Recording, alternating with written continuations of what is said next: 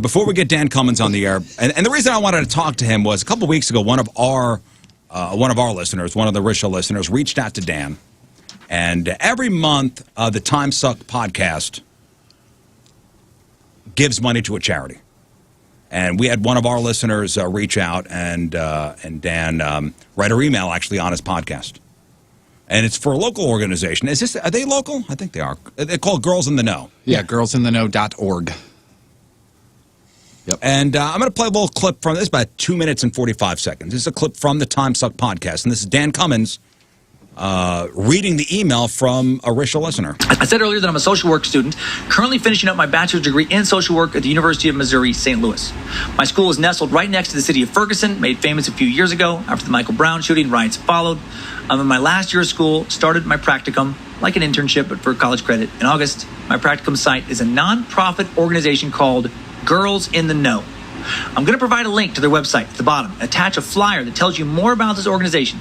Essentially, they provide a virtual 4-week workshop done in 1-hour weekly sessions geared towards empowering and educating preteen girls about safety, puberty, conflict resolution, body image, suicide prevention, healthy friendships, and so much more.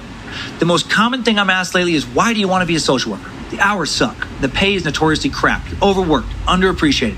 None of that matters to me, though. I want to be someone that I didn't have when I was younger. For the longest time, I thought that meant being a mental health counselor of some kind, maybe working as a licensed therapist, maybe at a mental health hospital. But doing this practicum, I realized I've already reached my goal. When I was a preteen, I didn't have someone who told me about periods, when I would get pubic hair, how to put a tampon in, how to handle it if someone gives me inappropriate attention, what to do about bullies or mean girls. These workshops do exactly that. Again, I'll let you go to the website and read more material about the organization, but I truly believe these workshops make a definite difference in the lives of girls who need it. There's such a racial equity divide in St. Louis that has only become more apparent due to the effects of COVID. Young girls, particularly young black girls in St. Louis, feel isolated, alone, and helpless oftentimes. They need to know they're still connected and have someone they can turn to. Now to my main point. I'm hoping and praying to Nimrod that you will promote this organization through your social media or in the Time Sucker updates. Done. My dream is that you'll make a monthly Space Lizard donation to Girls in the Know, but I understand that may not be an option. The workshops do have a cost. There are payment options. You can apply for a scholarship to potentially get a spot for free. I wouldn't be reaching out to you if I didn't believe in this cause. Honestly, I've thought about Lindsay and Monroe joining one of the sessions. I have forwarded your message to Lindsay, so you know. We have an option for girls to attend with their trusted adults. I hope at the very least you take a look at the Girls in the Know website, pass around the information to your family. If anything, you're learning about a great cause. At this point, I am a bit sorry about the link. Thanks for reading, and as always, hail Nimrod, girlsintheknow.org. Much love from a loyal Space Lizard, Grace Abafi. Well, Grace, what a wonderful, well-thought-out, well-written message. You're going to be an amazing social worker. You're going to be a game changer for a lot of people's lives. And your email really touched me, so in addition to mentioning your charity, we're donating. Man. It got me. I thought I was going to hold it together. We're donating $7,200 to girlsintheknow.org. Keep fighting the good fight and keep on sucking. Yeah, so that unbelievable, amazing. So $7,200 to this organization here in St. Louis because of an email from a Rizz Show listener. That's pretty great. Out to Dan and his very, very, very popular podcast called Time Suck. Dan Cummins joins us right now. Hey, Dan, buddy. Hey, hello. I feel like I'm trying to figure out MySpace again with the Skype. You guys got to get Zoom, man. Yeah, we're trying to get you on Skype. Forget it. Forget it. Hold on. Can we do it? We got him on the phone. We're trying to get you on the Skype. Yeah, I think we can do it. We'll do it in the background while we figure this out. He's too handsome not to be able to see him. The last time I used Skype was the last time I talked to you guys. We're in the Stone Age here in St. Louis. Dan, go ahead. Oh no! Go ahead. No, I just played the clip of you reading the email from St. Louis about the Girls in the Know charity, and you choked up. Yeah, my allergies kicked in right at the end there. It was weird. It's dusty. No, it really hit me. You know, Grace's email really touched me. I don't know. Maybe I kind of saw a younger me or something. I mean, that's the road I was supposed to go down at one point. Was the social work, and then I don't know. I was just too sensitive for it, or I don't know, it was just too difficult or something. Oh, hey. Oh, I got you on Skype now. Hey! Cool. I was right. You are handsome still. Boy, you got a sweet mustache. Yeah. Look at you. I gotta get rid of it. I can't. I've had it for months now, and I still can't take myself seriously. Like, I just look at myself in the mirror, and I'm like, who is this clown? Yeah, do you think the COVID is trapped in the mustache? It might be. Yeah, it's a net for COVID. Somebody called me a hipster Ned Flanders. Yes! I think they nailed it. Yes. Oh my gosh. Boy, that is what does your wife think of that? She doesn't like it. Are you going back to the beard then, or no? Yeah, I'll go back to the beard. Right. I'll go back to the beard. Good. It was supposed to be for a few weeks, and then it took over. It just grabbed hold of my mind or something. Well, I mean, I'm used to seeing you with a giant, giant beard. Now it's almost like when you popped up on my Skype, I was kind of, woo, all right. Oh yeah, it took the family a long time to get used to it. My daughter was actually like furious. She was not happy. Yeah, every time I shave, my kids are constantly giving me crap. And I said something about that when you first did the mustache, and you texted back and said that your daughter roasted you, and I was like, oh man, I know the feeling. Yeah. yeah. She was not amused. But yeah, and to go back to the Grace thing really quick, which is the person at Girls in the Know. Mm-hmm. Yeah, that was she was just so passionate about what she wanted to do, and just cared so much about this program. And it was just so inspiring, especially I guess maybe in 2020, where it feels like a dumpster fire of a year sometimes in so many ways. To see somebody young who really just found a really cool program to be a part of, and just so fired up about it, and just so wanting to help these girls in the St. Louis area. Yeah, just the way she wrote it and everything, was very very touching. So we were happy to donate. $7,200. I mean, that's not a little bit of money, man. That's very, very, very, very generous of you guys, and yeah, to have the money come to the St. Louis area is wonderful. So, we can't thank you enough for what you do. Yeah. Oh no, that's so nice. Yeah. No, we were really glad to do it. Well, I want to ask you. Happy that we had the means. Yeah, I want to ask you, so you got sick. I mean, we were supposed to have you on a couple weeks ago to talk about this, and then come to find out that somebody got the COVID. Yeah. Yeah, cases around here went like crazy, like a huge spike. We were actually in the national news here in Coeur d'Alene for, cases rising. Like, I think like one of the top 3 or 4 places in the whole nation. And I admit, I got like a little sloppy towards the end, as far as, I'd wear a mask out in public and all of that. But I did start going out a little more because for the longest time we had almost no cases around here. And so we got, kind of lazy about it, I guess. Yeah. And then also I'm not in that kind of, I guess, target demographic where I was worried about having a pre-existing health condition or, my age. And that, I'm sure, factored into wanting to go out a little bit. I mean, for 6 months, we barely did anything. Yeah. And we finally just went to a steakhouse. And that's where you got it from. I'm 99% sure because it was my wife and I, and then the other guy we went with, and he got COVID at the exact same time. Then I got it. And then right after that, I think before I knew I had it, I think I gave it to a few of our staff. They might have gotten it from getting takeout around town because it's kind of everywhere. And so, yeah, when I talked to Moon, there's 6 of us who are in the office here, and 4 of us had it at the same time. Oh, wow. And then, sorry. Yeah, it's crazy right now. The hospital beds are full. They're sending people to Seattle. And I think there's this weird thing of like COVID fatigue where, and I've been reading about this in a lot of places, eventually I think a lot of people are just reaching this mental place of like, I'm tired of not going out. I'm a social creature. I want my old life back. There's no end in sight.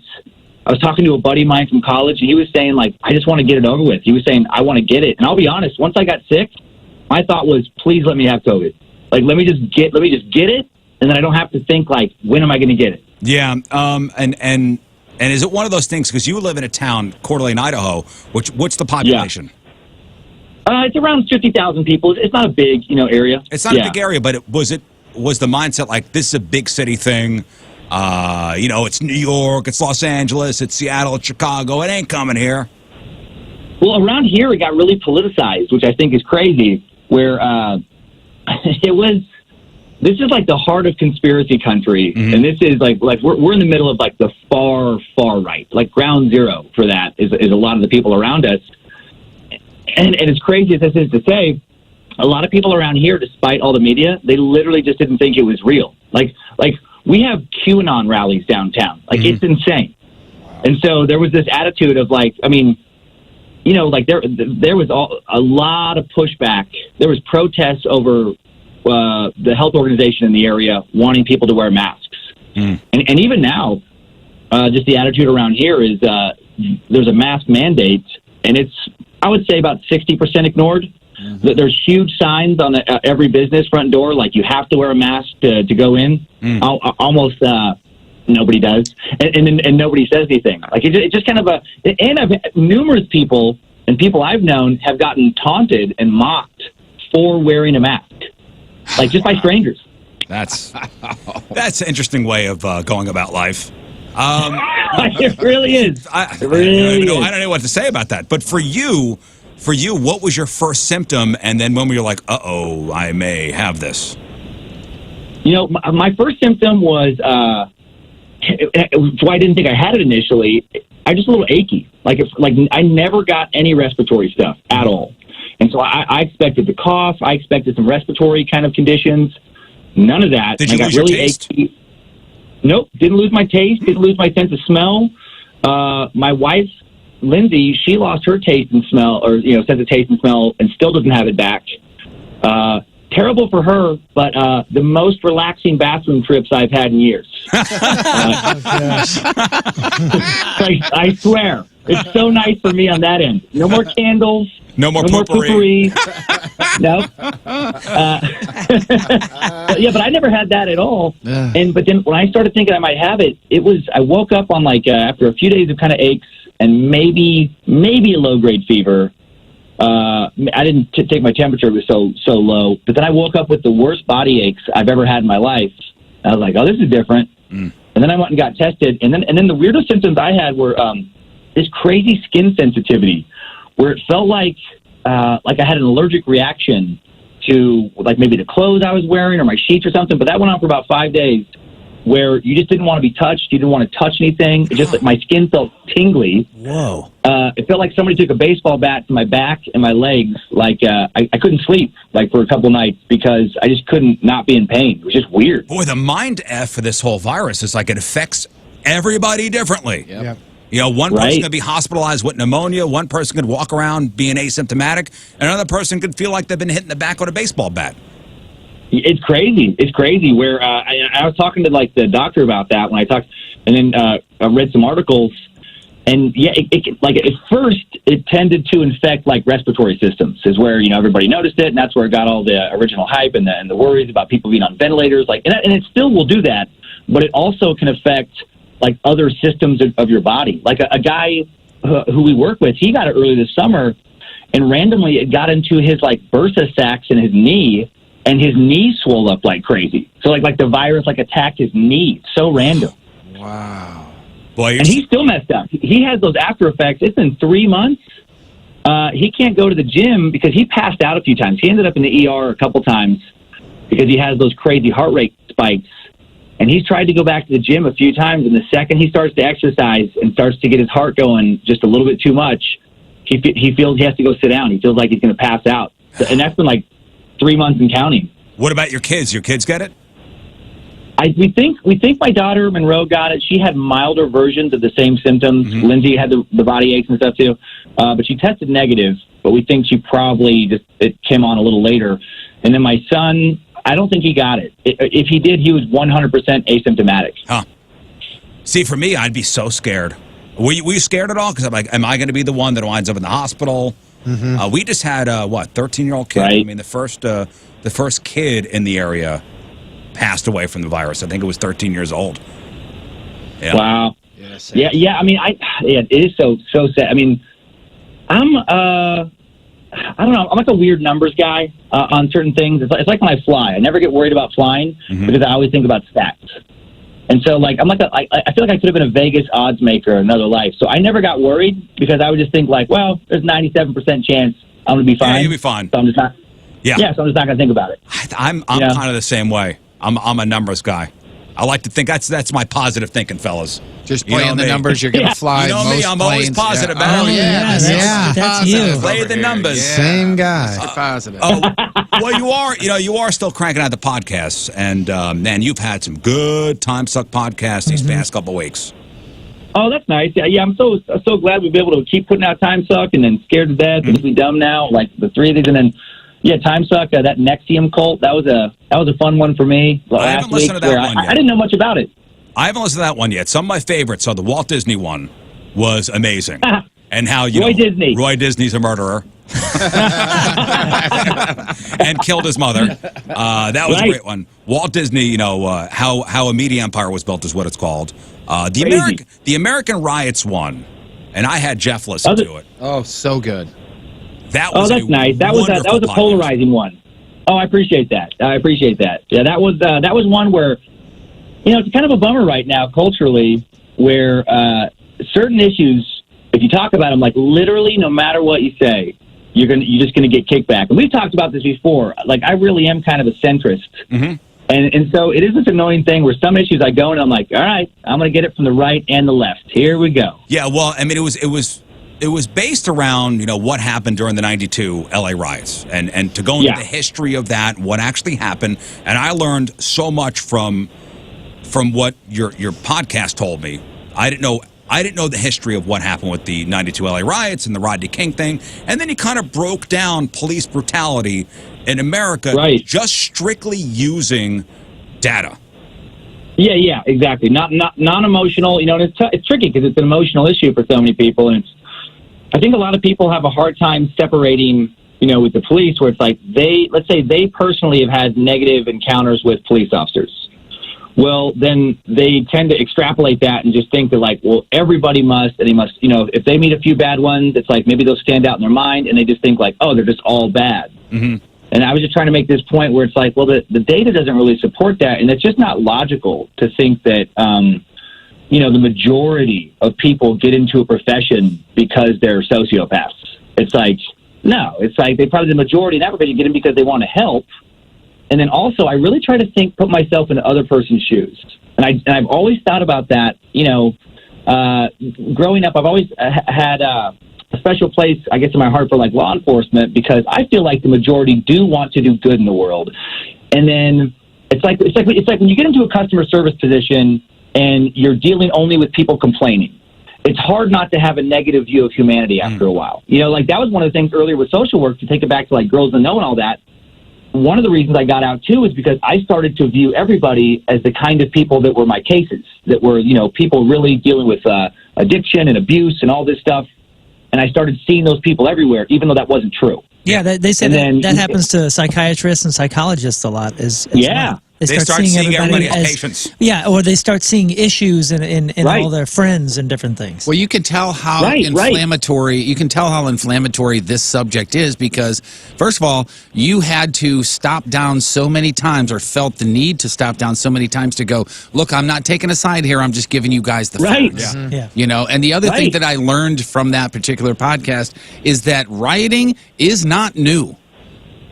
It's from many years ago. People have been doing it on both sides of it years ago. Yeah. Oh, yeah. Yeah, and tonight, I mean, sadly, I do expect no matter how things go the next couple of days, there's going to be more. It's just there's going to be. I mean, there's people boarding up their businesses and stuff all across the country right now. But and then the cop thing.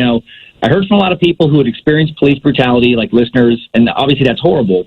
And I also heard from a lot of police officers who talked about their perspective. And it is interesting to think about, like this one guy, I remember he wrote it, he said, everywhere I go, people are looking at me and they're not in a friendly way. Like, he goes, and I never know who wants to do me harm. And I listened to this other really good podcast that's really, I feel terrible, I'm blanking on his name right now. Dang it doesn't matter. But I listened to his thing, and he talked about how if you have a gun on you, it just changes your mentality for every single encounter you have. And of course you're going to be more tense, and of course you're going to be more stern, and you're going to have a different demeanor because you don't know who could try to grab for it, and then it's a life or death struggle, and then someone is trying to kill you, you know, and it's like, yeah, I just wish more people on both sides, on all sides, would just put themselves in the other person's shoes and be like, stop armchair quarterbacking and assuming, you know, that their job is so easy when you have no idea how hard their job might be. Well, you even go into, you know, what happened here in Ferguson. You go into the Darren Wilson and Michael Brown situation. I even told Jeff, if there's one podcast to listen to, this is the most important podcast ever. I mean, it was some of his most important lying about the most important part stuff, but it was quite entertaining. I think one of the messages here that just kind of got buried a little bit is what is one of the things you say throughout this podcast is put yourself in not in these words, you don't say this, but if you live other people's lives mentally or put yourself in their shoes, you are going to be a little more empathetic or sympathetic to what's going on. Yeah, and that goes to both sides. Just think. It does, both sides. Yeah. Yeah, both sides, because, you know, I think, you know, probably, and I'm, you know, guessing here, but I think the educated guess, I've met, you know, a variety of law enforcement officers, been friends with several, and there definitely are some who could work on their bedside manner. Yes. And it's like, you know, it's like, smile more. You know, it sounds silly, but it's like, you know, when you go into a neighborhood where people are afraid of you, wave, say hi, ask people how they're doing, you know, humanize it. Yeah. You know, and so, yeah, both sides. I think there's work that can be done. So that's your American Riots time suck. Also, your Titanic one was terrific with the fourth class passengers. DJ Iceberg. and I never knew about the Patty Hearst story. Like, yeah, I didn't either. That's such a weird one. Because I had only heard it referenced in the Stockholm Syndrome. When people say that, like, where does that come from? And it's like, well, that was when it first, like, that's not the origin, but that's what made it famous. You know, like that case. Story, I started this. I probably got about 10 minutes in on this episode, so I don't know the ending. Please don't spoil it. But yeah, she's the gal that's the daughter of the newspaper tycoon. Well, it's right, the granddaughter of William Randolph Hearst. You know, I mean, the biggest media guy, the media baron in the world, and she gets kidnapped, and next thing you know, there are pictures of her robbing a bank with this, Sybi's Liberation Army? The FLA. Yeah, exactly. Yeah, it's crazy. And, you know, I like the side roads on some of those kind of subjects. And that one, you know, talking about her grandfather, the wealth some people had, you know, like 80, 90, 100 years ago, 150 years ago, it's so mind-boggling. Yeah. Where it's like her grandpa owned like hundreds of acres on this huge, on the coast of California, literally had a castle. And then had these other things. It's just such a preposterous. I mean, I was thinking those things like, man, how much would that cost today? Would that be like a $200 million, $300 million estate? It's just insane to think about the numbers. Well, also to think about the Hearst family owning pretty much everything as far as media goes. Right. And when there was no social media, when there was no internet, and basically every newspaper in America was this one company from this one family. Speaking of way too much power. It's like they could just, you know, trash their enemies so thoroughly because, they controlled the narrative, you know? Yeah. So, it's scary. Speaking of tangents a little bit, that particular episode, like I said, I'm only a little bit through, but it's about a 3 out of 5 stars so far, which I'm bringing. I love the 3 out of 5 stars thing that's taken off everything I do now on the web. It's like, it's so confusing for people who don't know about it. Us like, too. We've followed you. We've now had a similar experience. We've been hearing you talk about 3 out of 5 stars because it was iTunes that it first happened on or Apple Podcasts, and you experienced. You know, it came from an episode. Actually, it was the drunk episode where I was ranting about it to my wife, who stepped in to help that episode, like the 100th episode of Time Suck, and it was some idiot to the internet thing where I was talking about somebody online. It was, I think, an Amazon review. And and they said, like, love it, wouldn't change a thing, you know, all these hyperbolic praise, and then the actual rating was 3 out of 5 stars. And I guess because I was drunk, I went off a little extra hard about how dumb that was, and then it's never gone away since. Well, in my situation, I took my kids for ice cream to a local place that was brand new, and I went on to Yelp to go get the address and the hours and stuff like that, and this guy gave it the highest praise you could possibly give a place. The ice cream was great. The people were nice. I guess there was one woman who was in front of him. The menu was so extensive, took a little long to order. A customer. 3 out of 5 stars. And I said, you got it. Oh, my God. I get so... On Is We Dumb on this other podcast, that's like a regular segment now, weekly segment, is the 1-star heroes. and it makes me angry every single week. We just recorded one yesterday that hasn't even come out yet, but it was I went on Amazon and found a $20 slip and slide. It was their highest rated slip and slide, like 2,000 reviews, 4.5, and I went to the 1 stars, and it's outrageous what people will complain about. Like there was a bunch of 1-star complaints about it wasn't long enough. It says the length on the box. like that's 100% on you. These people will complain. And my favorite complaint was this one person said it doesn't work on lumpy, uneven surfaces. It's like, yeah, you think this thin piece of plastic doesn't work on your bumpy hill of a lawn? I'm trying to slide uphill and it doesn't work. What's still 1 star? Well, and what made me angry about it was this was a brand new place that had like 5 reviews, and this 3-star review brought their numbers down, and those stars represent money or money lost for a business, and we're trying to support local businesses. This is a brand new place that opened up during the pandemic, and this schmuck gives it 3 stars even though he loves it. Yeah, we tagged him as a 3-star Johnny and looked up some of his other stuff, and that's it across the board. Glowing reviews, 3 out of 5 stars. Legitimately, that's how he lives. Yeah. And now this guy started to own it and is now known as 3-star Johnny, going around everybody giving everybody 3 stars. That is, oh my God, wow! That's funny, but also what an idiot! It's like, dude, like you said, you're affecting these businesses. I get so mad about that because I have so much respect for entrepreneurs, and long before I ever started like a podcast or anything like that, it's just like I just know. I didn't have one in the family, but friends of mine, their families had businesses, and I would see how hard it was and the hours they would have to put in, and you hear the stats about how these businesses, a lot of them don't last more than like 5 years. Like, it's really hard. And now with Yelp, I'm one of the people, when I travel around, that's what I look to. And if a place has really bad reviews, it's like I don't... Right. And then I remember one time sitting in Spokane, Washington, and like you said, the new place, it was like a new little coffee stand.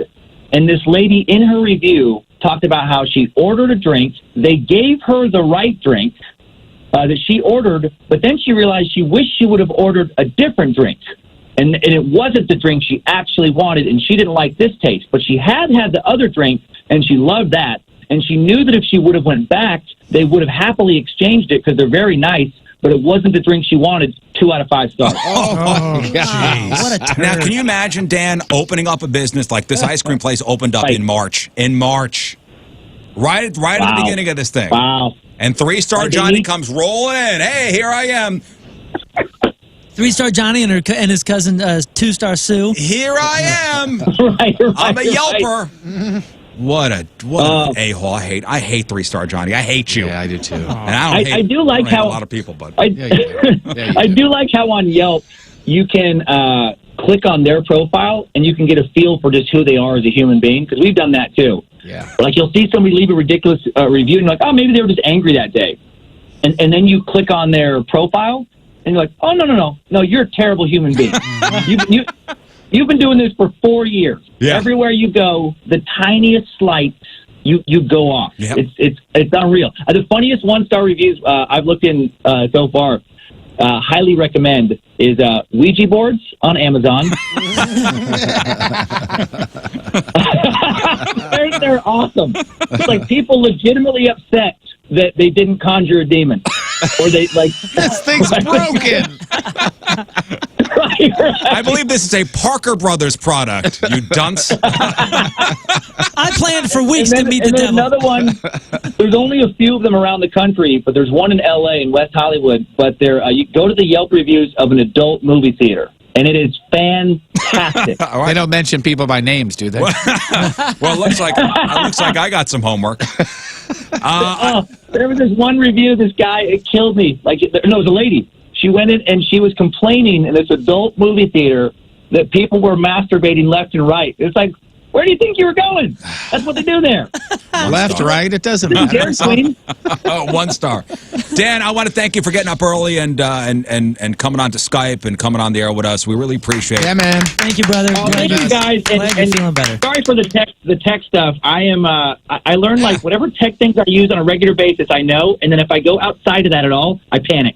So that was sorry for my my tech panic. And again, thanks to Girls in the Know. Thanks to Grace over there for reaching out. Yes. I'm so glad that worked out. They're such a good organization. So anybody who has young girls, or cares about girls, check them out. And I have a 21-year-old and an 18-year-old. Will you help me with my mortgage? No. Well, you have to write a heartfelt. You have to write a heartfelt email. Okay, I'll do that. Dan Cummins, everybody. The Master Time Suck and the Scared to Death podcast. Dan, we love you. We'll talk to you soon. Well, thank you guys. Yeah, I love you guys too, man. You guys, such a great show and just such good dudes. Thanks for having me back. All right, thanks, Dan. We'll talk to you soon. There's Dan Cummins, everybody. See you, brother.